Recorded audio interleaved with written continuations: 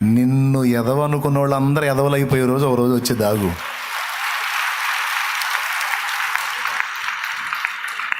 నిన్ను వేస్ట్గాడు అనుకున్న వాళ్ళంతా వాళ్ళు వేస్ట్గాడు అనుకునే రోజు ఒక రోజు వచ్చి దాగు. అది చేస్తాడు దేవుడు. అంటే నీ టాలెంట్ మీద నమ్మకంతో నేను చెప్పట్లా, అసలు నీకేం టాలెంట్ తగలబడిందో నాకేం తెలుసు. కానీ నీవు నమ్మావు చూడు, నీకు తోడై ఉన్నవాని బలాన్ని బట్టి చెప్తున్నాను నేను. నువ్వు విశ్వసించావు చూడు, నువ్వు హత్తుకున్నావు చూడు, నువ్వు ఆరాధిస్తున్నావు చూడు, నువ్వు విశ్వాసంతో ఎదురు చూస్తున్నావు చూడు, నువ్వు నమ్మకంతో కాచుకున్నావు చూడు. ఆయన గురించి నాకు తెలుసు కాబట్టి ఆయన బట్టి చెప్తున్నాను నేను. నువ్వు దద్దమ్మవే కావచ్చు, కానీ నువ్వు ఎవరిని ఆశ్రయించి ఎవరిని విశ్వసించావో అతడు మొనగాడు. నిన్ను ఎదవా అన్నోళ్ళందరినీ ఎదవని చేస్తాడు. కొంచెం వెయిట్. నన్ను హేళన చేసింది, చేయని పర్వాలేదు. ఇదంతా చూసేవాడు చూడాలి, వినేవాడు వినాలి, దిగి రావాలి నా కాడికి.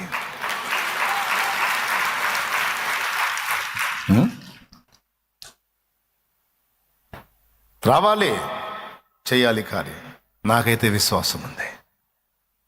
చూస్తున్నా నా దేవుని కార్యాలు, ఎదురు చూస్తున్నా. అయిపోయింది, కాలమెల్లా గడిచిపోయింది. కానీ దేవుడి కార్యం అంతా అయిపోయింది అనుకున్నప్పుడు స్టార్ట్ అయింది. దేవునికి మహిమ. దాదాపు 10-12 వేల మందికి 5 రొట్టెలే మళ్ళా యేసయ్య చేతిలో విరవబడ్డాయి. యేసయ్య చేతిలో విరవబడ్డ 5 రొట్టెలు 5,000 మంది పురుషులకు ఆహారం అయిపోయినాయి. 1000 మందికి దీవెన అయిపోయినాయి. ఒక్కొక్క రొట్టె వేయేసుకున్నా. వారిలో ఒంటరి అయినా వాడు 10 వందలగును. ఏమండి? Old song, new song.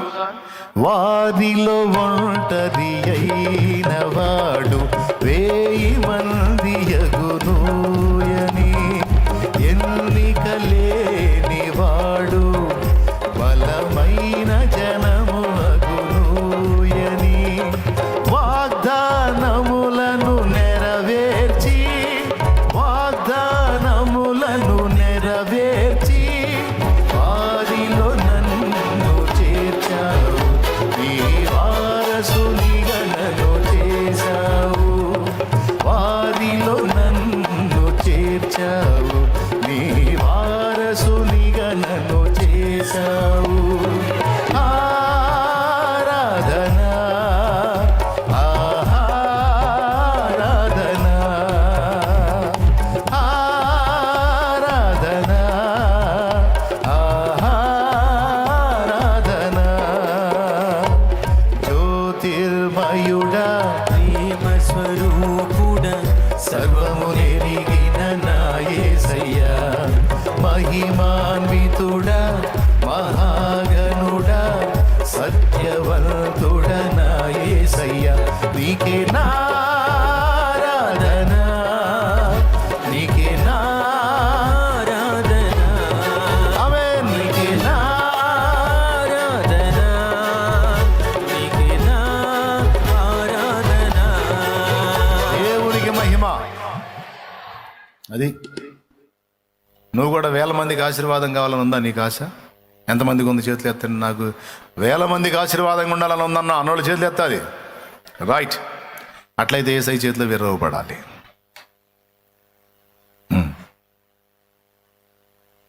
విరవబడాలి.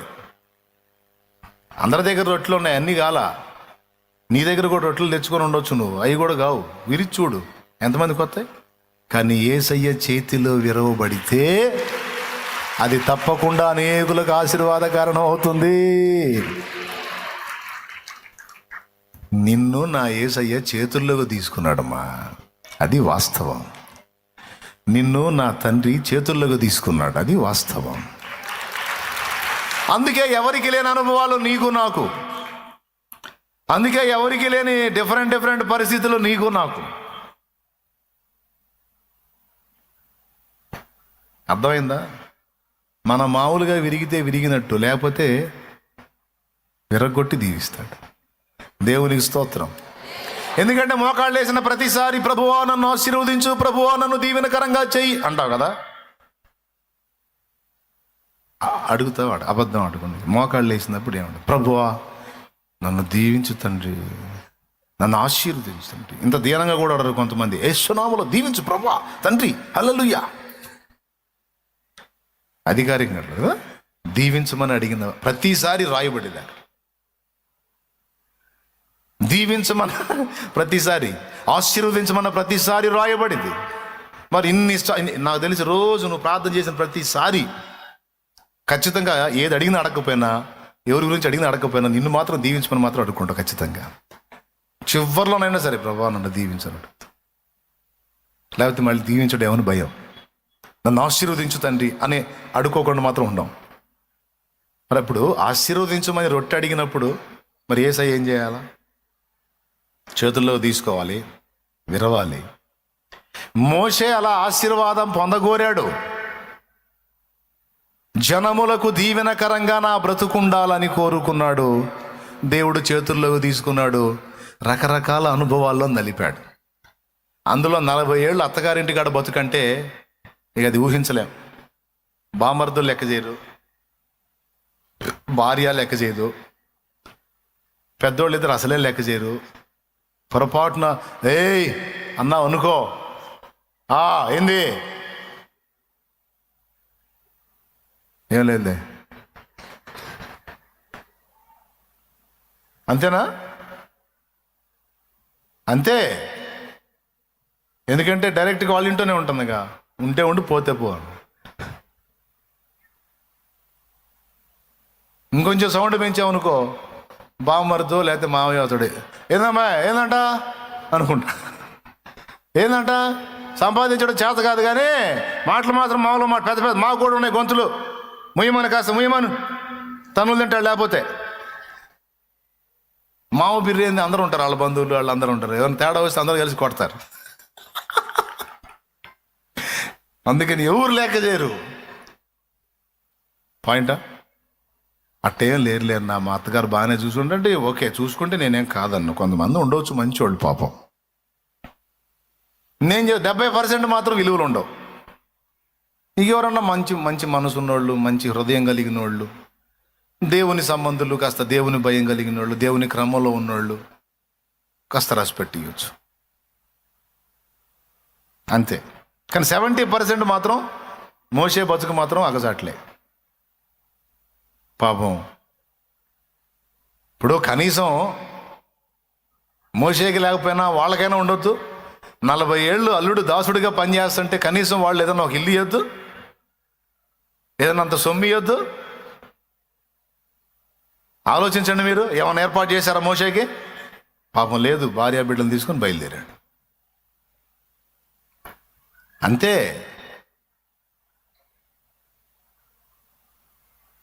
ఎన్ని రకాల అవమానాలు, ఎన్ని ఇబ్బందులు, ఎన్ని తృణీకారాలు, ఎన్ని తిరస్కారాలు.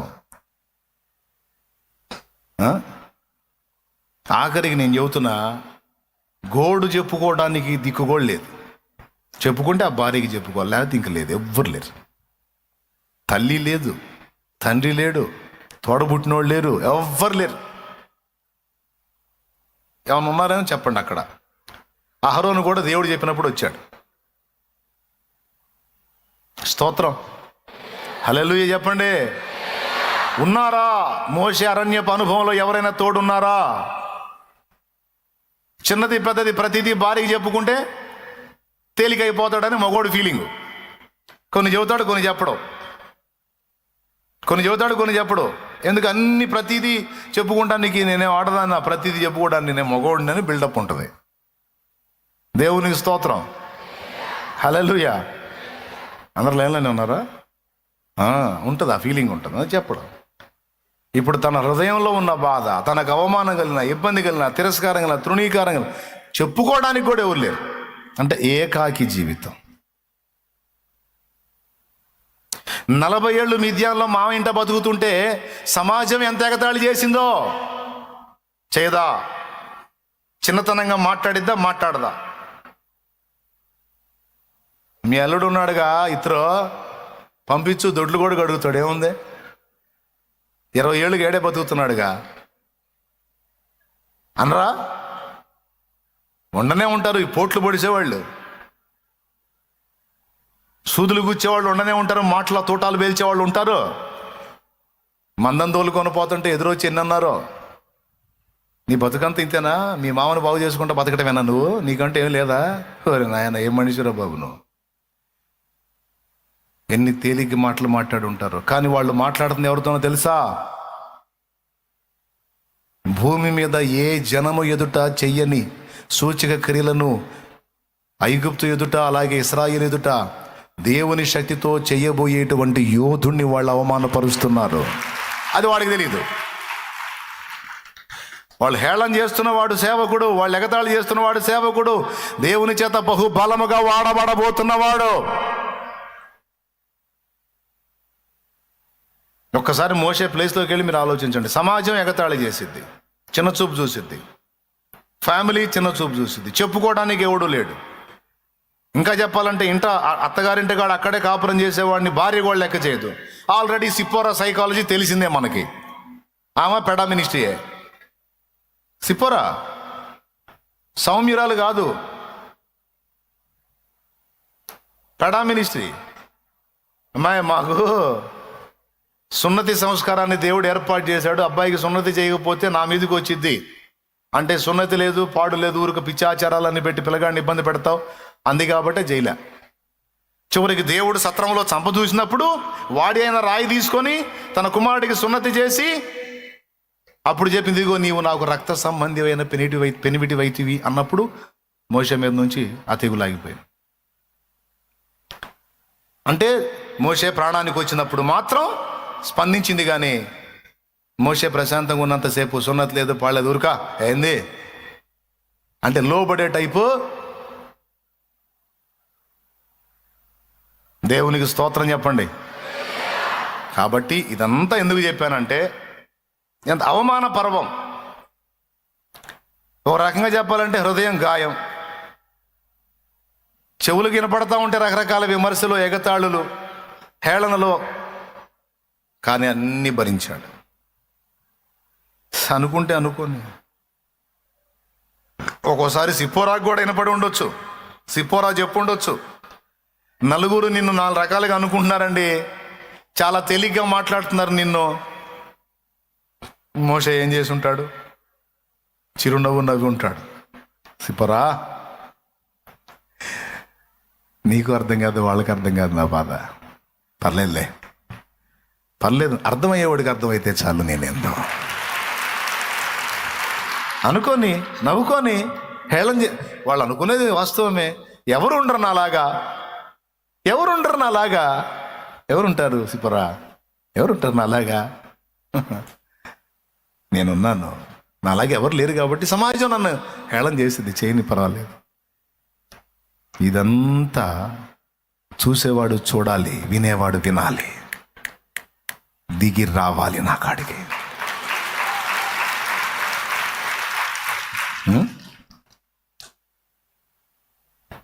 రావాలి, చేయాలి కార్యం. నాకైతే విశ్వాసం ఉంది, చూస్తున్నా నా దేవుని కార్యాలు, ఎదురు చూస్తున్నా. అయిపోయింది, కాలమెల్లా గడిచిపోయింది, కానీ దేవుడి కార్యం అంతా అయిపోయింది అనుకున్నప్పుడు స్టార్ట్ అయింది. దేవునికి మహిమ. ఇదంతా మీకు ఎందుకు చెప్తున్నానంటే, ఈ అనుభవాల్లో ఖచ్చితంగా ఏదో ఒక అనుభవంలో మీరు ఉంటారు. ఎందుకంటే యేసయ్య చేతి రొట్టె వలె నీవు ఉన్నావు, యేసయ్య చేతి రొట్టె వలె నీవు ఉన్నావు కనుక నిన్ను విరవకుండా ఆశీర్వదించడం కుదరదు, విరవకుండా దీవించడం కుదరదు. దీవించాలి, ఆశీర్వదించాలి అంటే విరుగుట అనేది తప్పదు. పాడుకుందాం ఆ పాట. విరిగిన మనసు, చివరి లైన్ మాత్రం గట్టిగా పాడండి. ఆహారమౌదును. తమ్ముడు, నీ కోసం బతుకుతావా, అనేకుల కోసం బతుకుతావా? చెల్లి, నీ కోసం బతుకుతావా, అనేకుల కోసం బతుకుతావరా? ఎవరి కోసం బతుకుతావు చెల్లి? అనేకుల కోసం అంటే చేయొచ్చు. అనేకుల కోసం, అనేకులకు దీవెనకరంగా నా బ్రతుకు ఉండాలని నేను కోరుకుంటున్నానంటే చెయ్యొద్దు. ఇప్పుడు వాడు విరిగిన మనసు నలిగిన హృదయం నీకిష్టమైన బలియాగముల. విరిగిన మనసు నలిగిన హృదయం నీకిష్టమైన బలియాగముల. నీ చేతిలోనే విరచిన రొట్టెలై ఆహారమౌదును అనేకులకు. అదే నీ చేతితోనే విరచిన రొట్టెనై ఆహారమౌదును అనేకులకు. మహిమ స్వరూపుడా మృత్యుంజయుడా మరణపు ముల్లును విరచిన వాడా నీకే స్తోత్రములు నా యేసయ్యా. నీకే స్తోత్రములు, నీకే స్తోత్రములు నా యేసయ్యా. నీకే స్తోత్రములు. దేవునికి మహిమ. హల్లెలూయా. తర్వాత దేవుడు మోషేని దర్శించి లైన్లో తీసుకొని 6 లక్షల కాల్బలానికి ఒక్కడే నాయకుడై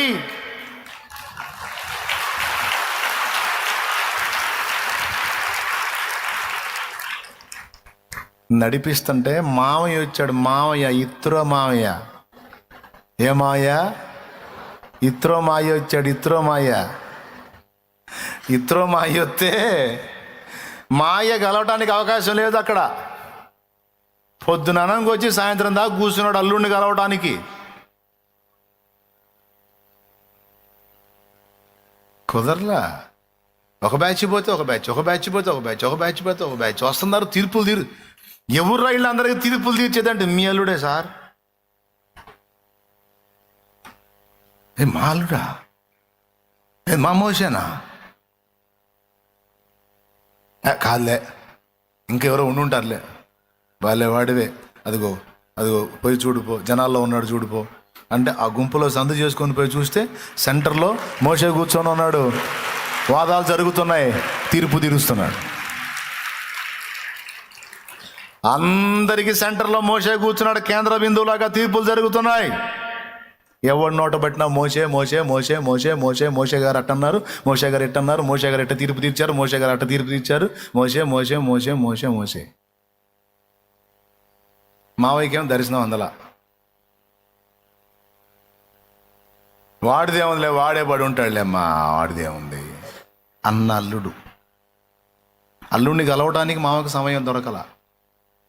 సూర్యోదయం మొదలుకొని సూర్యాస్తమయం వరకు మోసే తీర్పు తీర్చుటుండుట చూశాడు. ప్రేమ వచ్చింది ఇప్పుడు అల్లుడి మీద. అంతే వచ్చింది. మరి ఎవరైనా అల్లుడు బాగుంటే మావాడు అంటారు, కానీ అదో గదిలో ఉంటే ఎవరన్నా ఆనందంగా ఉంటారండి? లెక్క చేస్తారా? జనం అల్లుడు కోసం పడిచేస్తుంటే ఆ అల్లుడి విషయంలో అల్లుడిని కలవడానికి మామయ్యకే టైం దొరకనంత స్థాయికి అల్లుడు వెళ్ళిపోతే ఐగుప్తు మొత్తం హడలెత్తిపోయింది. అగ్రరాజ్యమే గడగడ గడగడ గడగడలాడింది. అల్లుడికి తోడై ఉన్న దేవుని దెబ్బకి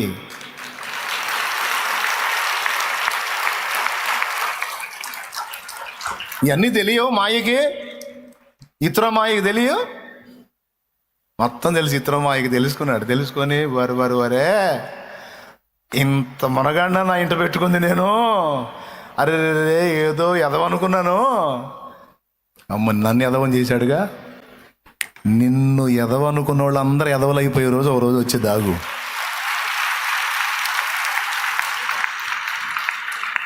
నిన్ను వేస్ట్గాడు అనుకున్న వాళ్ళంతా వాళ్ళు వేస్ట్గాడు అనుకునే రోజు ఒక రోజు వచ్చి దాగు. అది చేస్తాడు దేవుడు. అంటే నీ టాలెంట్ మీద నమ్మకంతో నేను చెప్పట్లా. అసలు నీకేం టాలెంట్ తగలబడిందో నాకేం తెలుసు. కానీ నీవు నమ్మావు చూడు, నీకు తోడై ఉన్న వాని బలాన్ని బట్టి చెప్తున్నాను నేను. నువ్వు విశ్వసించావు చూడు, నువ్వు హత్తుకున్నావు చూడు, నువ్వు ఆరాధిస్తున్నావు చూడు, నువ్వు విశ్వాసంతో ఎదురు చూస్తున్నావు చూడు, నువ్వు నమ్మకంతో కాచుకున్నావు చూడు. ఆయన గురించి నాకు తెలుసు కాబట్టి ఆయన బట్టి చెప్తున్నాను నేను. నువ్వు దద్దమ్మవే కావచ్చు, కానీ నువ్వు ఎవరిని ఆశ్రయించి ఎవరిని విశ్వసించావో అతడు మొనగాడు. నిన్ను ఎదవా అన్నోళ్ళందరినీ ఎదవల్ని చేస్తాడు. కొంచెం వెయిట్. నవ్వినోళ్ళంతా నీ ముందు తలను వంచేరు ఇక ముందు, పాలుగాకి లోకం నిందించిన ఏకాకివై నీవు రోధించిన, పాలుగాకి లోకం నిందించిన ఏకాకివై నీవు రోధించిన, అవమాన పర్వాలు ముగిసేనులే, ఆనంద గీతాలు పాడేవులే. నవ్వినోళ్ళంత నీ ముందు తలను వంచేరు ఇక ముందు, నవ్వినోళ్ళంత నీ ముందు తలను వంచేరు ఇక ముందు. ఉందిలే దీవెనా ఎందుగా వేదన, ఉందిన యాతన దేవుని మరచునా. కన్నుల జారిన కన్నీళ్ళు తడిపెను దేవుని పాదాలు, ఇప్పటి నుండి నీ కళ్ళు చూచును దేవుని కార్యాలు. కన్నుల జారిన కన్నీళ్ళు తడిపెను దేవుని పాదాలు, ఇప్పటి నుండి నీ కళ్ళు చూచును దేవుని కార్యాలు. ఆమేన్. ఉందిలే దీవెనా ఎందుక వేదన, ఉందిన యాతన దేవుని మరచునా. హల్లెలూయా. ఎంతమంది విశ్వసిస్తున్నారు? అన్న, నేను మనస్ఫూర్తిగా నమ్ముతున్నా నా దేవుణ్ణి, ఈ కార్యాలు నెరవేర్చగల సమర్థుడు నా దేవుడని మనసారా నమ్ముతున్నాను. నేను నిండు మనసుతో నమ్ముతున్నాను అన్న. డౌట్ లేదు, నాకు డౌట్ లేదు. లైవ్లో ఉన్నోళ్ళు ఎవరైనా జూమ్లో కనపడితే వాళ్ళు మీరు కూడా చెప్పండి, నా దేవుడు సిగ్గుపరచని దేవుడు. హల్లెలూయా, హల్లెలూయా. అందరూ నమ్మాలి. నన్ను కాదు, నిన్ను కాదు, నీకు నాకు తోడై ఉన్నవాడిని నమ్మాలి. మారిపోయింది ఒక దెబ్బకి మోసే పొజిషన్. ఇప్పుడు ఒకప్పుడు రాజు కుమార్తె కొడుకుగా ఒక రేంజ్ని మెయింటైన్ చేసిన పరిస్థితి నుంచి గొర్రెలు కాసే దాసుడు స్థాయికి వెళ్ళిపోయాడు కదా. ఇప్పుడు ఒకప్పుడు ఒక పొజిషన్లో ఉన్న నువ్వు ఇప్పుడు అట్టడుగు స్థితికి వచ్చి ఉండొచ్చు. ఈ అనుభవం అయిపోయిన తర్వాత మళ్ళా ఆనాడు ఐగుప్తు రాజు కుమార్తె కొడుకు, ఈరోజైతే ఇశ్రాయేలు సమాజం, దేవుని జనమైతే, భూమి మీద ఆశీర్వదించబడిన జనమైతే, ఆ జనమునకు రాజు, ఆ జనమునకు నాయకుడు. ఈ మావయ్యకి ప్రేమ వచ్చింది, మావయ్య కాస్త ప్రేమయ్య అయిపోయాడు. స్తోత్రం. అయిపోయి అల్లుడు ఏమయ్యా నిన్ను కలవటానికి వస్తే నాకు ఇంత టైం పట్టింది. ఏముంది మాయా, దేవుని కృప. దేవుడు మరి ఇంతమంది మీద తీర్పరిగా నియమించాడు. ఒకప్పుడు వాళ్ళే అన్నారు, ఎవడు మమ్మల్ని మా మీద నిన్ను తీర్పరిగా నియమించింది అన్నారు. ఆ ఎవడో ముందుకొచ్చి, వాళ్ళు ఎవడన్నాడో ఆ ఎవడే ముందుకొచ్చి నన్ను ఈ స్థానంలో నిలబెట్టాడు. నన్ను ఏదన్నా అంటే భలే పట్టించుకుంటాడు మాయా, మా దేవుడు సీరియస్గా తీసుకుంటాడు. మాయ ఎగతాళి చేసినా, వెటకారం చేసినా, హేళన చేసినా ఖచ్చితంగా పట్టించుకుంటాడు. మాయ మొత్తం రాసి పెట్టుకుంటాడు. పోయి మా మీద నిన్ను తీర్పరిగా ఎవడు నియమించను అన్న ఈ మోషేని వాళ్ళ మీద తీర్పరిగా నియమించాను. మీరు పొద్దుననంగా వచ్చారా మాయ? పొద్దుననంగా ఏంది అల్లుడు, అసలు ఏంది అల్లుడు, ఏంది వాట్ ఈస్ దిస్ చెప్పండి. వంకాయ పులుసుగా దేవుడి కార్యం.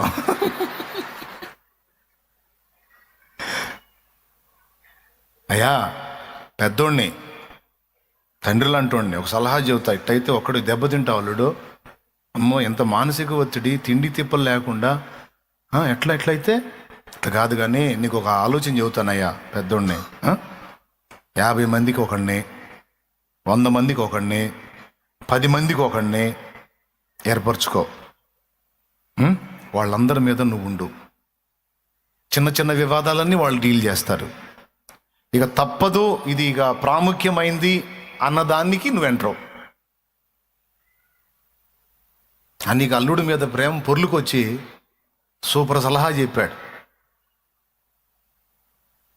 ఏడిచావులే ఎదవా, ఇంటి దగ్గరికి వచ్చి నీ దగ్గర బతికితే 40 ఏళ్ళు ఇష్టం వచ్చినట్టు మాట్లాడే సలహాలు ఇస్తున్నా, బోడి సలహాలు దద్దమ్మపా అల్లా. తప్పకుండా నీ సలహా తీసుకుంటాను మావయ్య అన్నాడు. తీసుకున్నాడు కూడా, తీసుకున్నాడు సలహా. తీసుకొని 50 మంది మీద ఒకడిని, 150 మంది మీద ఒకడిని ఏర్పాటు చేశాడు. కొంచెం ఫ్రీ అయ్యాడు. దేవునికి స్తోత్రం కలుగును గాక. నిన్ను తృణీకరించిన వారిని నీకు పరిచారకులుగా చేస్తాడు నా దేవుడు. వాళ్ళే నీకు సపోర్ట్ చేసేటట్టు, వాళ్ళే నీకు సహాయకులు అయ్యేటట్టు, సహకారం అందించేటట్టు నా దేవుడు చేస్తాడు. అంటే మోషే లైఫ్లో చేశాడులే, అందుకని చెబుతున్నాను నేను. దేవునికి స్తోత్రం. ఎవరి లైఫ్లో చేశాడు. ఇవన్నీ నేను ఎందుకు చెప్తున్నానంటే, నీ ఆశలన్నీ పేకమేడలా కూలిపోయినా, నువ్వు అనుకున్నది ఒకటి అయింది ఇంకొకటి అయినట్టుగా నీ లైఫ్ తారుమారైపోయినా, ఏది ఎలా మారిపోయినా ఒక్కటి మాత్రం నువ్వు వదలొద్దు, అది విశ్వాసాన్ని అని చెప్తున్నాను నేను. ఓకే, ఏది వదలొద్దు? రైట్. ఇప్పుడు మీకు ఇంకొక వ్యక్తిని చూపిస్తా, ఇంకొక వ్యక్తిని. ఈ వ్యక్తి ఏబు. ఒకడు మోషే, ఈ వ్యక్తి ఏబు. ఏబు జీవితాన్ని తీసుకుంటే ఫస్ట్ ఒక రేంజ్లో ఉన్నాడు, తర్వాత నిష్ఠ దరిద్రుడి కంటే దారుణంగా తయారయ్యాడు. 3వ స్టెప్లో మళ్ళా 2 అంతలుగా ఆశీర్వదించబడ్డాడు.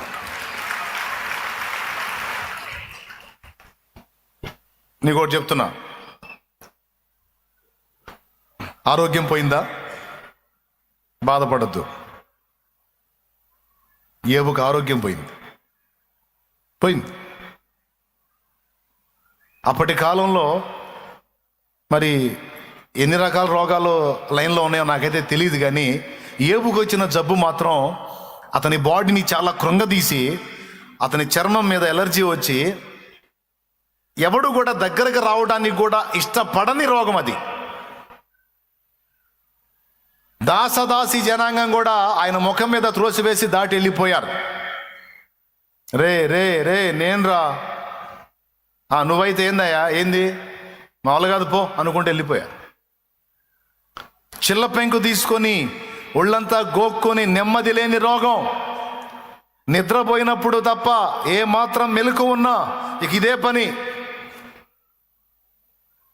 బాడీ అంతా ఎలర్జీ, నెమ్మది లేదు. బూడిద పోసుకొని బూడిదలో కూర్చొని అల్లాడిపోయాడు ఏబు. ఆరోగ్యం పోయింది, ఆస్తులు పోయినాయి, భార్య ప్రేమ పోయింది, బంధువుల ప్రేమ పోయింది, కట్టుకున్న భార్య ప్రేమ పోయింది, కడుపును పుట్టిన వాళ్ళందరూ పోయారు, తోడ పుట్టినోళ్ళు వదిలేశారు. అన్నా చెల్లెళ్ళు అక్కాదమ్ముళ్ళు ఉంటారు కదా, తోడ పుట్టినోళ్ళు వదిలేశారు, బంధు జనాభాలు వదిలేశారు. స్నేహితులు ఉన్నారు కదా అంటే ఒక్కొక్కడు వచ్చి సూదు లాంటి ఈటల లాంటి మాటలు పొడుస్తున్నారు.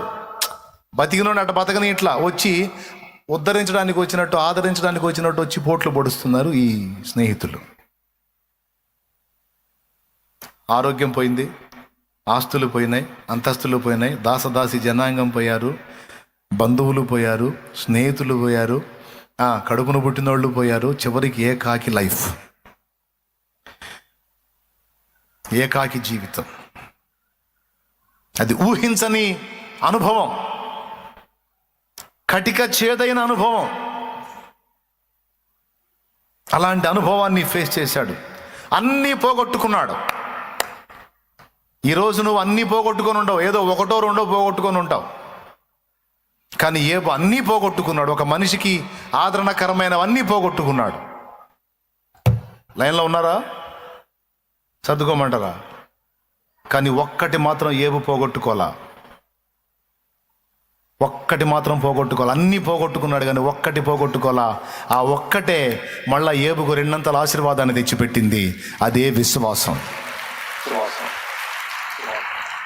విశ్వాసం.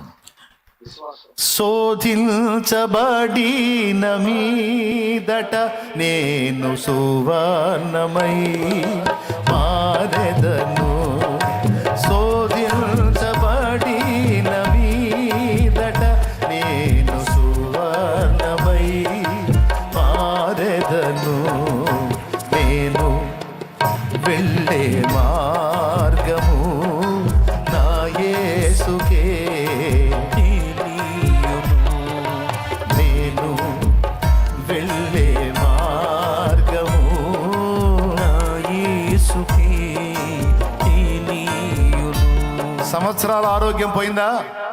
ఇక రాబోతున్న సంవత్సరాల్లో నీ ఆరోగ్యాన్ని మళ్ళా నా దేవుడు నూతన పరుస్తాడు. పక్షిరాజు యవనము క్రొత్తదగునట్లు నీ యవనమును మరలా నేను క్రొత్తదగునట్లు చేస్తాను అని వాగ్దానం చేశాడు. నాకేం తెలుసు, ఆయన వాగ్దానం చేశాడు. సంవత్సరాల ఆరోగ్యమును తిరిగి నీకు దయచేస్తాను. దానికి ఆరోగ్యమును స్వస్థతను మరలా రప్పించేదను అనుంది వాగ్దానం. దానికి ఆరోగ్యమును స్వస్థతను మరలా రప్పించేదనని ఉంది. సియోనుకి ఆ సియోన్లో నువ్వున్నావు, నేనున్నా. అన్నయ్య నువ్వు కూడా ఉన్నావు. పోయిందా హెల్త్ ఖరాబ్ అయిపోయిందా? Don't worry. రాబోతున్న సంవత్సరాల్లో, నూతన సంవత్సరంలో ఆయన సమస్తము నూతనమైనవిగా చెయ్యగలడు. ముఖ్యంగా ఆరోగ్యాన్ని తిరిగి ఏబుకు రప్పించినట్టు నిన్ను తిరిగి బాగు చేయగలడు. కానీ నువ్వు ఒక్కటి వదిలిపెట్టకూడదు.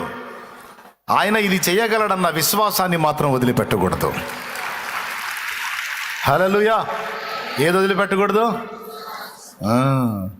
నా జీవిత యాత్రలో ఎన్నో తుఫానులు, నా జీవిత యాత్రలో ఎన్నో తుఫానులు, అయిన నా యేసు నా పక్షమై ఉండగా, అయిన నా యేసు నా పక్షమై ఉండగా, తుఫాను నడచి కెరటాల నాపి నడిపించును నా యేసయ్యా. తుఫాను నడచి కెరటాల నాపి నడిపించును నా యేసయ్యా. నా విశ్వాసవోడ యాత్ర కొనసాగుచున్నది. నా విశ్వాసవోడ యాత్ర కొనసాగుచున్నది. కొనసాగిల్చే యేసు నాకు తోడుండగా, ఆమేన్. కొనసాగించే యేసు నాకు తోడుండగా, తుఫానులైనా పెనుగాలులైనా, తుఫానులైనా పెనుగాలులైనా ఆపలేవు నా యాత్రను. నా విశ్వాసవోడ యాత్ర కొనసాగుచున్నది. ఆమేన్. హల్లెలూయా. అన్ని పోయినాయి, అన్ని పోగొట్టుకున్నాడు, కానీ విశ్వాసాన్ని మాత్రం పోగొట్టుకోవాలా. ఆయనతోనే నా వ్యాజ్యం అంటాడు, ఆయన దగ్గరే తేల్చుకుంటానంటాడు, ఆయన నాకు విముఖుడయ్యాడు అంటాడు, ఆయన నా ముఖం తిప్పేసుకున్నాడు, నాకు ముఖం తిప్పేసుకున్నాడు అంటాడు. ఇంకేం ఆయనయా, ఆయన తిట్టి సావంటది భార్య. పనికి మళ్ళిందైనా ఇన్ని మేళ్ళు పొంద తగుదుము కానీ ఒక శ్రమ పొంద తగమా, ఒక కీడు పొంద తగమా, మూర్ఖురాలా బా అన్నాడు. దేవునికి స్తోత్రం. దేవుణ్ణి మాత్రం వదిలిపెట్టడు. నా దేవుడు చేస్తాడు కార్యం, నా దేవుడు కార్యం చేస్తాడు, నా దేవుని యందు నేను విశ్వాసం ఉంచాను, ఆ విశ్వాసం నన్ను సిగ్గుపరచదు అని దేవుని వైపే చూశాడు. చివరికి పశ్చాత్తాపడ్డాడు. పశ్చాత్తాపం ఏబులోకి వచ్చిందాకా, ఏబు మారు మనసు పొందిందాకా, ఏబు తన స్థితి తను తెలుసుకున్న దాకా ఆ శ్రమ కొలిమి కొనసాగింది. చివరికి తన స్థితి ఏంటో తనకు అర్థమైంది. ఏబుకి అర్థమై బూడిదలోను ధూళిలోను పడి పశ్చాత్తాపడుతున్నాను, అయ్యో నన్ను నేను అసహించుకుంటున్నాను అని తను ఎప్పుడైతే పశ్చాత్తాప అనుభవంలోనికి వచ్చి తను తాను అసహించుకొని తన దేవుని ఘనపరిచాడో, తన దేవుని మయంపరిచాడో, తన స్థితిని తాను దేవుని ముందు సాక్షార్థమై ప్రకటించాడో, మళ్ళా ఏబు పోగొట్టుకున్న దానంతటికి డబల్ ఇచ్చాడు. Double double double double double double 500 జతల ఎడ్లు పోతే 1000 జతల ఎడ్లు వచ్చినాయి. 1000 ఇస్తాడు, 2000 ఇస్తాడు, ఆయన ఇష్టం. ఏంది ఆయన ఇష్టమే. ఈడని ఎవడు చెబుతాడు నీకు? 1000 కొండల పశువులున్నాయి, వెండి బంగారాలున్నాయి, ఏంది నాన్న కానీ అంటాడు. 10 సెంట్లు స్థలం అడిగా, 10 సెంట్లు స్థలం ఏడిసి మొత్తుకొని గందరగోళమై ఏడురా ఎంత ఎడుతామని ఇదంతా చేశాడు ఆయన.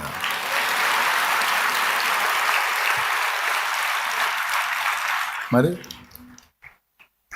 చెబుతున్నానండి.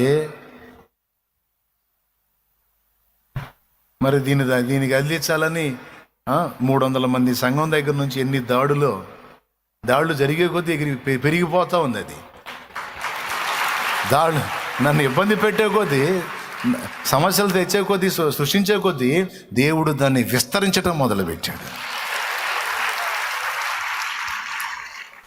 ఇది విస్తరించొద్దంటే ఎవడు కదిలాడకుండా ఉండాలి, శత్రువులు కూడా. అట్ట ఆగిద్ది అది. స్తోత్రం. కెలికారా ఇవాడు నెత్తి మీదకి వచ్చింది, అది అంతే పెరిగిపోద్ది. అది దాన్ని ఎవడు ఆపలేడు. అది దేవుడు పూనుకున్న కార్యం ఇది. సంవత్సరాల పంట పోయిందా? ఆయన అంటాడు, సంవత్సరాల పంట తిరిగి నేను నీకు ఇస్తానంటాడు. ఏమోనన్నయ్య, ఏమో ఈ మాటలు ఏంటంటే బాగానే ఉందిలే కానీ ఏమో నాకైతే నమ్మకం కుదరట్లా, చూసి సాలిపోయింది అంటే నీ కర్మ మొయ్, ఇక నేను చేయగలిగింది ఏం లేదు. ఇప్పుడు ఏది నమ్మితే బెస్ట్? నేను చెప్పింది నమ్మితే బెస్టా, లేకపోతే ఏమో అన్నయ్య ఇంకేం అర్థం కావట్లే, ఇంకేం అనిపించట్లా అంటే ఇంక నీకు రెండో ఆప్షన్ ఏంటో తెలుసా? ఇక చావటమే. నేను చెప్పింది ఎంతమందికి అర్థమైంది? బాగా అర్థమైంది. ఇట్లాంటి దేవునికి స్తోత్రం. నేను చెప్పిన ఆప్షన్లోకి నువ్వు రాకపోతే నెక్స్ట్ ఆప్షన్ ఏంటంటే ఇంక లేదు నీకు. ఉందా ఇట నా నిరీక్షణ? యేసయ్యా నా నిరీక్షణ ఆధారమా. అది ఆయన నిరీక్షణ ఆధారం. ఇంకెట్టుందమ్మా నీకు నిరీక్షణ? సిపోరా ఎంతో అని ఉండొచ్చు, మన పరిస్థితి మారదండి అని. ఓకే అని గొర్రెలు తొలుకుంటూ పోయాడు. ఎందుకు మారదు? మనం అనుకుంటే మారదు, కానీ నా దేవుడు తలుచుకుంటే ఒక్కరోజు చాలు.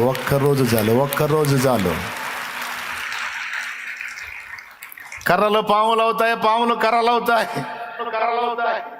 కిరీటాలు తల్ల క్రిందులు అవుతాయి, ప్రభుత్వాలు తారుమారవుతాయి నా దేవుడు తలుచుకుంటే. హల్లెలూయా. ఎంతసేపు? ఏమండి ఏది నమ్మాలండి? విశ్వాస అయినోడు ఏది నమ్మాలండి? ఏబు పోగొట్టుకున్నాడు ఆ విశ్వాసాన్ని.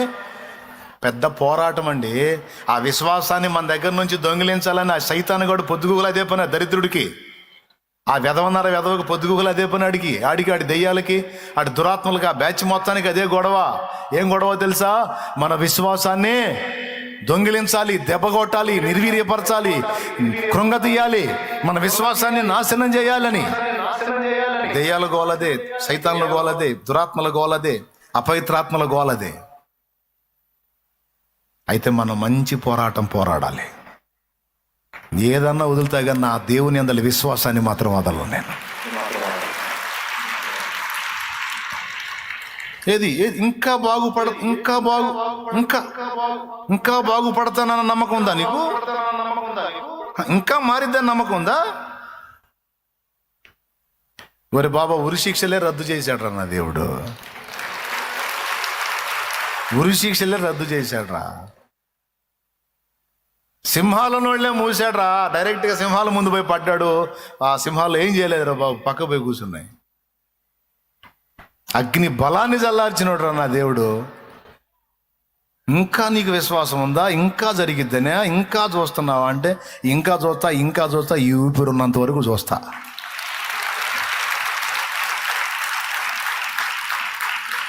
అంటే కొంతమంది దగ్గరికి వచ్చి మాట్లాడుతుంటారు ఎట్టాంటి మాటలు. ఇంకా నమ్మకం ఉందా నీకు? మన ఫ్యామిలీ మెంబర్స్తో కూడా కొంతమంది ఉంటారు ఇట్లా నిరాశ మాటలు మాట్లాడేవాళ్ళు. ఇంకా ఉందా నీకు? నేనైతే ఎప్పుడో వదిలేసా. నాకైతే అస్సలు నమ్మకం లేదు. నీ బోడి నమ్మకం ఎవడికి కావాలి? నేను నమ్ముతున్నా నా దేవుడిని. ఇప్పుడు ఏబు భార్య విశ్వాసం వీగిపోయిందా, వీగిపోలేదా? అందరూ చెప్పండి. అంటే ఆమెకు అన్ని ఇచ్చానేం భజన చేసేటట్టు అని, ఇవ్వకపోతే తిట్టేటట్ట. ఏమన్నా న్యాయం ఉందండి? ఇప్పుడు చూడు, ఏబు విశ్వాసం వీగిపోలా. ఆరోగ్యం పోయింది, నా దేవుడు ఇస్తాడు మళ్ళీ. పంట పోయింది, నా దేవుడు ఇస్తాడు మళ్ళీ. పశువులు పోయాయి, నా దేవుడు ఇస్తాడు మళ్ళీ. డబ్బు పోయింది, నా దేవుడు ఇస్తాడు మళ్ళీ. ఎడ్లు, ఒంటెలు, గాడిదలు పోయాయి, నా దేవుడు ఇస్తాడు మళ్ళీ. పిల్లలు పోయారు, నా దేవుడు ఇస్తాడు మళ్ళీ. ఏం విశ్వాసం అయ్యాన్ని ఇది? నా విశ్వాసం అది. నా దేవుడిని నమ్ముతున్నాను నేను. నన్ను సరిచేస్తాడు. నేను కోల్పోయిన సంవత్సరాల సమృద్ధిని తిరిగి నాకు దయచేయగలడు. నాకుంది విశ్వాసం. నాకు సందేహం లేదు, నాకు అనుమానం లేదు. నా దేవుణ్ణి అనుమానించను నేను అని ఆ విశ్వాసాన్ని పట్టు కూర్చున్నాడు. మిస్టర్ విశ్వాసరావు ఒక్కడ మన పక్కన కూర్చుంటే సంపదరావు వస్తాడు.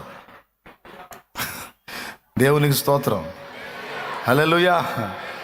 ఏ ఆరోగ్యరావు గారు వస్తారు, వింటున్నారా? ఆరోగ్యరావు వస్తాడు, సంపదరావు వస్తాడు, సమృద్ధిరావు వస్తాడు, ఇంకా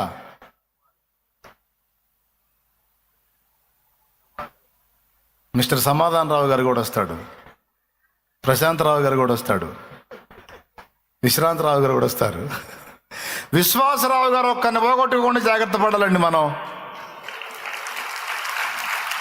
ఒక్కొక్కటి దెబ్బ తగులుతున్నప్పుడల్లా విశ్వాసరావు లెగుస్తుంటాడు. వెళ్తాలే అని ఆడికి వెళ్ళేది కూర్చోబెట్టాలా. ఎంతమందికి అర్థమైందో ఏమో మరి. ఎదురు దెబ్బ తగిలినప్పుడల్లా విశ్వాసరావు లెగుస్తుంటాడు. ఇంక నేను వెళ్తున్నానులే అని ఆడికి వెళ్ళేది. అన్నీ పోయినా సరే నువ్వు పోవటం లేదు, కూర్చో. నువ్వు కూర్చుంటే పోయిన వాళ్ళందరూ డబల్ అయి వస్తారు, కూర్చో. హల్లెలూయా. ఎవరిని వదలకూడదు మనం, ఎవరిని బానియకూడదు. మిస్టర్ విశ్వాసరావు గారిని వదలకూడదు. ఇప్పుడే నిద్ర లేచిన వాళ్ళు అనుకుంటారు, విశ్వాసరావు ఆడేవరయ్యా చెప్పి ఆడుంటాడు అని అనుకుంటారు. విశ్వాసరావు అంటే విశ్వాసం అమ్మ విశ్వాసమ్మ, విశ్వాసం. వదిలిపెట్టలా ఏబు. భార్యలాగా ఊరకనే వీక్ అయిపోలా, గట్టిగా నిలబడ్డాడు. కొద్దిగా టైం తీసుకుంది, మొత్తం డబుల్ అయింది. అప్పుడు వచ్చి ఏమని ఉంటుంది భార్య? ఏమన్నా అనుకున్నారా అప్పుడు నేను అలా అన్నానని అని ఉండొచ్చు. అప్పుడేది ఇప్పుడేది పిచ్చిదానా, నీ తంతు నాకు తెలుసులే బాబా అని ఉంటాడు. దేవునికి స్తోత్రం. నువ్వు బలహీన ఘట్టమమ్మా, నీకు తెలియదు. నిన్ను అర్థం చేసుకోలేనా? అప్పుడున్న శోధనలను బట్టి నువ్వు అలా అన్నావులే, పర్లేదులే. నిన్ను ఎవడు శోధించాడో నాకు తెలుసు, వాడి దెబ్బకు నువ్వు అట్ట తయారయ్యావు. అంతేవాడు సైతానుగాడు. మనం ఆత్మీయులు అనుకున్న వాళ్ళని కూడా శత్రువులుగా మారుస్తాడు వాడు. వాళ్ళే మనల్ని బాధ పెట్టేటట్టు చేస్తాడు వాడు. కానీ గుర్తుపెట్టుకో, మొత్తం తిరిగి సమాధానకరమైన సంగతులుగా మారిపోతాయి. రాబోతున్న సంవత్సరాలు మారు మనసు పొంది పశ్చాత్తాపడి దేవుని వైపు మళ్ళుకొని దేవుని చేతికి తమను తాము అప్పగించుకున్న బిడ్డలకి రాబోతున్న సంవత్సరము రెండంతల దీవెన సంవత్సరము. కొట్టు. రాబోతున్న సంవత్సరం ఏ సంవత్సరం? రెండంతలుగా దేవుని కార్యాన్ని అనుభవించబోతున్న సంవత్సరం, రెండంతలుగా దేవుని కార్యాన్ని పొందబోతున్న సంవత్సరం, రెండంతలుగా తిరిగి ఆరోగ్యాన్ని పొందబోతున్న సంవత్సరం, రెండంతలుగా తిరిగి సమృద్ధి పొందబోతున్న సంవత్సరం, రెండంతలుగా తిరిగి విశ్రాంతిని అనుభవించబోతున్న సంవత్సరం. హల్లెలూయా. రెండంతలుగా దేవుని కార్యాలను చూడబోతున్న సంవత్సరం అని నేను నమ్ముతున్నా. మరి మీరు? అది ఎప్పుడు? విశ్వాసాన్ని హత్తుకొని ఉన్నప్పుడు. అంతేగాక ఏబు పొందినట్టు లోపాలు పరిశీలించుకొని పశ్చాత్తాపడి మారు మనసు పొంది దిద్దుకున్నప్పుడు కుంటారు. ఏం కుంటారు? రెండంతలు పొందు. అది ఏం కొన్నప్పుడు? ఏంటిది? దిద్దుకున్నప్పుడు. దిద్దుకున్నప్పుడు. నేను చెప్పేది జోక్ కాదు, మీకు మామూలుగా సీరియస్గా చెప్తే మళ్ళీ మీరు సరిగా తీసుకోరేమని కొంచెం నవ్వుతో చెప్తున్నా. కానీ నా దేవుడు సిగ్గుపరచడు. దేవునికి మహిమ కలుగును గాక. మారు మనసు పొందాలి, దిద్దుకోవాలి. ఏవు గుర్తుపట్టినట్టు గుర్తుపట్టాలి. నన్ను నేను అసహించుకొని బూడిదలోను ధూళిలోను పడి పశ్చాత్తాపడుతున్నాను అన్నాడు. చూడండి. తనను తాను మెచ్చుకున్నంత వరకు, తనను తాను సమర్థించుకున్నంత వరకు ఏబుగా ఆన్సర్ ఇలా దేవుడు 42వ అధ్యాయంలో, ఏబు గ్రంథము 42వ అధ్యాయంలో 5వ వచనం, వినికిడి చేత నిన్ను గూర్చిన వార్త నేను వింటిని, అయితే ఇప్పుడు నేను కన్నులారా నేను చూచుచున్నాను. కావున నన్ను నేను అసహించుకొని ధూళిలోను బూడిదలోను పడి పశ్చాత్తాపడుచున్నాను. చదువు. యెహోవా యోబుతో ఆ మాటలు పలికిన తరువాత. అయిపోయిందా? ఈ మాటలు పలికాడు కదా. అన్ని అధ్యాయాల్లో మీరు కావాలంటే చూసుకోండి. 3వ అధ్యాయం దగ్గర నుంచి 42వ అధ్యాయం దాకా ఉన్న అధ్యాయాలన్నీ మీరు చూడండి. కొన్ని అధ్యాయాలు ఫ్రెండ్స్ వాదిస్తారు, కొన్ని అధ్యాయాలు దేవుడు వాదిస్తాడు, ఆయన ఆన్సర్ ఇడు. ఎప్పుడైతే ఏబు తన స్థితిని గుర్తెరిగి తన పరిస్థితిని పరిశీలించుకొని నేను ఇలా తేడాపడ్డాను కదా అని తన్ను తాను విమర్శించుకొని మారు మనసు పొంది పశ్చాత్తాపడి దేవుని వైపు మళ్ళుకొని తను తాను సరిదిద్దుకున్నప్పుడు ఆ కింద వచనాల్లో ఏమని రాశాడో తెలుసా? నా ఏబు ఇప్పుడు పలికాడు యుక్తమైనది. ఏబు యుక్తమైనది. కానీ ఏబు ఫ్రెండ్స్ పలకనందుకు వాళ్ళ మీదకి వచ్చింది వ్యాజ్యం, వాళ్ళ మీదకి వచ్చింది కోపం. వచ్చి దేవుడు ఎలీఫజుతో మాట్లాడుతున్నాడు. చదువు.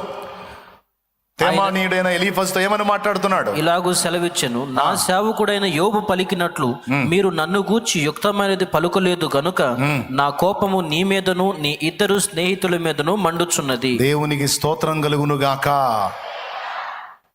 నా సేవకుడైన యోబు పలికినట్లు మీరు నన్ను గూర్చి యుక్తమైనది పలకలేదు గనుక నా కోపం మీ మీద రగులుకుంటుంది. ఇప్పుడు చదువు. కాబట్టి 7 ఎడ్లను 7 పొట్టేలను మీరు తీసుకొని నా సేవకుడైన యోబునొద్దకు పోయి మీ నిమిత్తము దహన బలి అర్పింపవలెను. అప్పుడు నా సేవకుడైన యోబు మీ నిమిత్తము ప్రార్థన చేయును. మీ అవివేకమును బట్టి మిమ్మును శిక్షింపకయున్నట్లు నేను అతనిని మాత్రము అంగీకరించెదను. ఏలయనగా నా సేవకుడైన యోబు పలికినట్లు మీరు నన్ను గూర్చి యుక్తమైనది పలుకలేదు. దేవునికి స్తోత్రం కలుగును గాక. ఏంటి యుక్తమైనది? ఏబు పలికిన యుక్తమైనది ఒక్క మాట ఏందో చూద్దాం. చూడండి, పశ్చాత్తాపట్టమే కాదు, ఒక మాట పలుకుతాడు. అది పట్టుకుంటే మీరు గ్రేటే. ఆ మాట ఏదో పట్టుకుంటే 3 అంకెలు లెక్క పెడతా, దమ్ముంటే చూసుకోండి. మరి ఒక మాట పలుకుతాడు. అది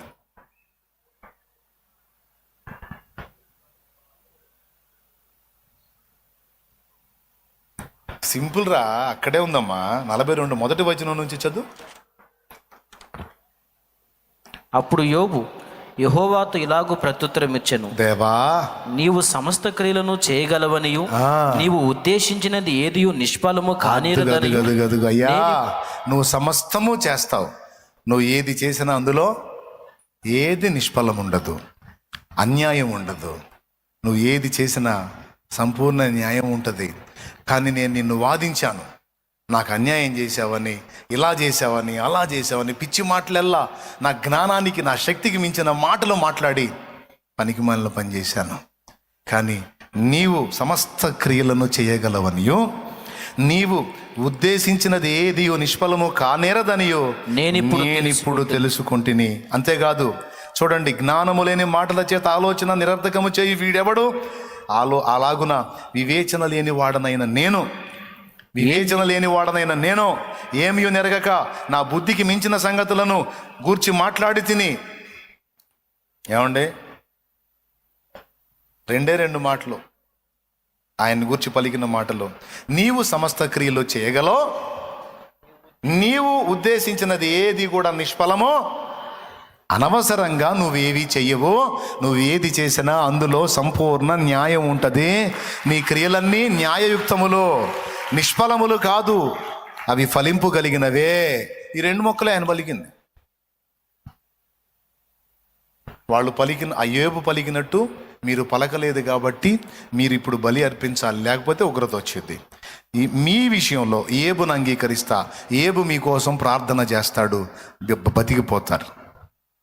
లేకపోతే మీకు మూడిద్ది. అప్పుడు ఏబు వాళ్ళ పక్షంగా ప్రార్థిస్తాడు. ప్రార్థించిన తర్వాత దేవుడు తన కోపం నుండి వాళ్ళ విషయంలో మళ్ళుకుంటాడు. ఆ తర్వాత చదువు ఏముందో, ఎప్పుడైతే యుక్తమైన పలికాడో, బూడిదలోనూ ధూళిలోనూ పడి పశ్చాత్తాపడ్డాడో, తన్ను తాను అసహించుకున్నాడో, తన బ్రతుకును తాను చూసుకొని దిద్దుకోవడానికి ఇష్టపడ్డాడో, దేవుని మయంపరచడానికి ఇష్టపడ్డాడో, అప్పుడు యోబుకి ఏం జరిగిందో చూడు. 10వ వచనం. మరియు యోబు తన స్నేహితుల నిమిత్తము ప్రార్థన చేసినప్పుడు యెహోవా అతని క్షేమస్థితిని మరలా అతనికి దయచేసెను. అతని క్షేమస్థితిని మరలా అతనికి దయచేసెను. మరియు యోబునకు పూర్వము కలిగిన దానికంటే 2 అంతలు అధికముగా యెహోవా అతనికి దయచేసెను. అదిగో రెండు ఏబులో మనకు కనపడతా. ఒకటి, అన్నీ పోగొట్టుకున్నాడు కానీ విశ్వాసాన్ని పోగొట్టుకోలేదు. రెండవది, దేవుని గూర్చి పలకాల్సిన మాటలు పలికాడు. దేవా, ఎంత పరిశోధించినా నీ చర్యలు న్యాయం, నీ ఉద్దేశించిన నిష్ఫలం కానేరవు. అయితే గీతే నేను నీచుండవుతాను, అనీతిమంతుడవుతాను, కానీ నువ్వు 100% నీతిమంతుడవు దేవా. అయితే గీతే నేను తేడా అవుతాను, కానీ నువ్వు తేడా ఎప్పుడు కాదు దేవా. నేనే పొరబడ్డాను, నేను మంచోడు అనుకొని, నన్ను గూర్చి నేను ఎక్కువ ఊహించుకొని, నన్ను నేను సమర్థించుకోవడానికి ప్రయత్నించాను, నిన్ను బాధ పెట్టాను. ఇప్పుడు నా మీద నాకే అసహ్యంగా ఉంది అని తనలోనికి తను చూసుకొని తను అసహించుకొని పశ్చాత్తాపడ్డాడు. రెండవది, తన స్నేహితుల నిమిత్తం కూడా ప్రార్థన చేశాడు. మూడవది, తను 2 అంతలుగా దేవుని దగ్గర పొందుకున్నాడు. ఆ కిందికి చూస్తే అతనికి హెల్త్ వచ్చింది, మళ్ళీ వైఫ్ అందుబాటులోకి వచ్చింది. అంతేకాదు, తన బంధుమిత్రాదులు కూడా ఆయన దగ్గరికి చేరి ఆయన పడ్డ కష్టాలను తలుచుకొని ఏడుస్తూ వాళ్ళు తెచ్చిన బహుమానాలు ఏబుకి ఇస్తూ ఉంటారు. ఇదంతా మీకు ఎందుకు చెప్తున్నానంటే, ఎన్నో పోరాటాల్లో పాపం ప్రయాణం చేశావు నువ్వు తమ్ముడా, అన్నా, అక్క. ఎన్నో దాడులు జరిగినాయి, ఎన్నో పోరాటాలు జరిగినాయి. శత్రువు ఒక ఆట ఆడాడు నీతో. కానీ అన్ని దెబ్బలు తిని కూడా ఈరోజు కూడా ఏబులాగా నువ్వు అదే విశ్వాసాన్ని పట్టుకొని పోరాడుతున్నావు. ఇన్ని గాయాలైనా ఇంకా ఒక్క నిరీక్షణ, ఒక్క విశ్వాసం. నా దేవుడు చూస్తున్నాడు, నా దేవుడు తప్పకుండా నాకు సహాయం చేస్తాడు అనే ఆ విశ్వాసంతో నువ్వు ఏబు ఎదురు చూసినట్టు చూసావు చూడు. ఏబుకు వచ్చిన 2 ఆశీర్వాదం రాబోతున్న సంవత్సరంలో నా దేవుడు నీకు దయచేయబోతున్నాడు. పొందుకుందామా?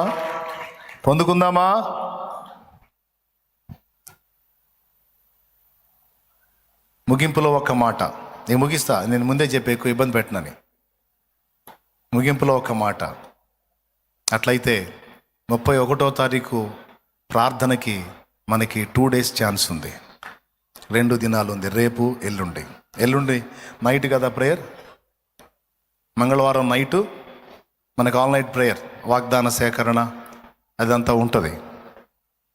ఇక్కడ ఉన్నవాళ్ళు చెప్తున్నాను, ఇంకా మారు మనసు పొందకుండా, బాప్తిస్మం పొందకుండా ఉన్నవాళ్ళు దయచేసి ఈ పాత జీవితాన్ని పాత సంవత్సరంలోనే కడిగేసుకోండి.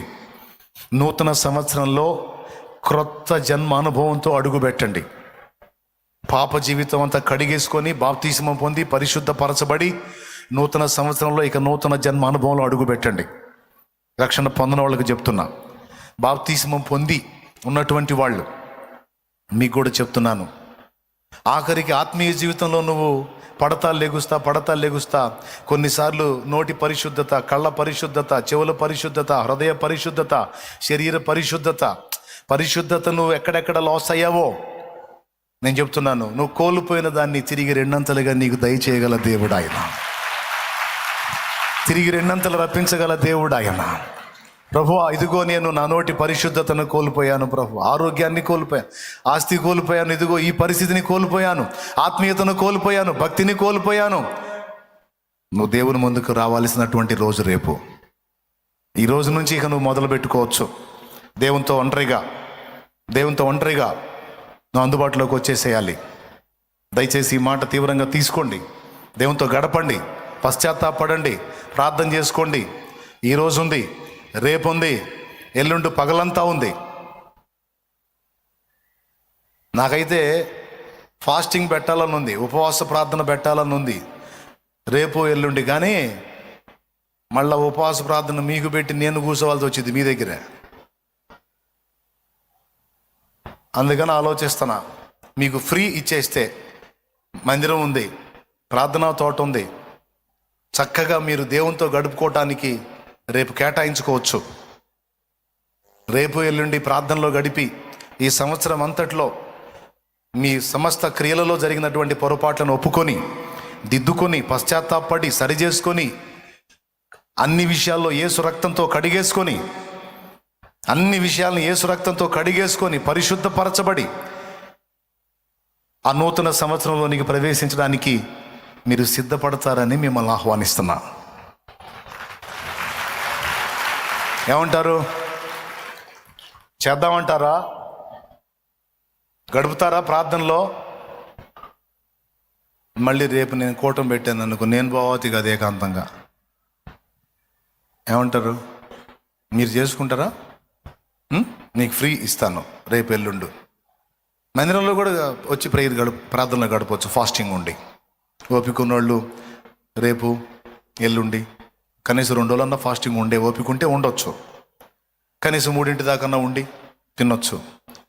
ఓపిక లేనోళ్ళు చేసేదే ఉంది, తింటానైనా సరే దేవునితో ప్రార్థనలో గడుపుకొని, ఒప్పుకొని, సరిదిద్దుకొని, నా తండ్రి రాబోతున్న ఆ 2025 నూతన సంవత్సర శుభారంభం ఒక ఆశీర్వాదకరమైన సంవత్సరంగా నీకు మార్చున్నట్లు 2 ఆశీర్వాదం, 2 దీవెన, 2 కృప, 2 పరిశుద్ధత, 2 ఆరోగ్యం, 2 సమృద్ధి, బంధకాల్లోంచి విడుదల నీకు ఇచ్చినట్లు నీవు సిద్ధపడాలి, ప్రార్థనలో సిద్ధపడాలి.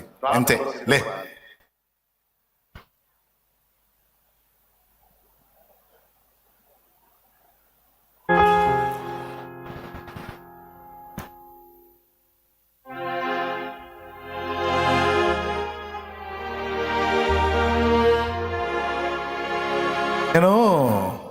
నేను కూటం పెట్టాను అనుకో, ఇంక చేసేది ఏముంది, ఇంకా కూటం పెట్టాడుగా వెళ్దాంలే అనుకుంటూ వస్తారు. నాకు అది ఇష్టం ఉండదు. కూటం పెట్టకపోయినా సరే ఇష్టంగా వస్తారు చూడు, అది ఒరిజినల్. కూటం పెట్టకపోయినా ఇష్టంగా వస్తారు చూడు, వచ్చి దేవుని సన్నిధిలో కనపడతారు, ప్రార్థనలో గడుపుతుంటారు చూడు, అది ఒరిజినల్. కూటం పెట్టాను అనుకో, రేపు కూడా పెట్టాడంట కూటం, రేపు కూడా ప్రార్థన పెట్టాడంట అనరు. రేపు కూడా పెట్టాడంటగా, రేపు ఎల్లుండి నైట్ బుధవారం 3 రోజులు పడిద్దిగా మళ్ళా. అది నాకు ఇష్టం ఉండదు. దేవునికి స్తోత్రం. కాబట్టి నేను దేవుని ముందుకు వెళ్తాను, నా తండ్రి చిత్తం.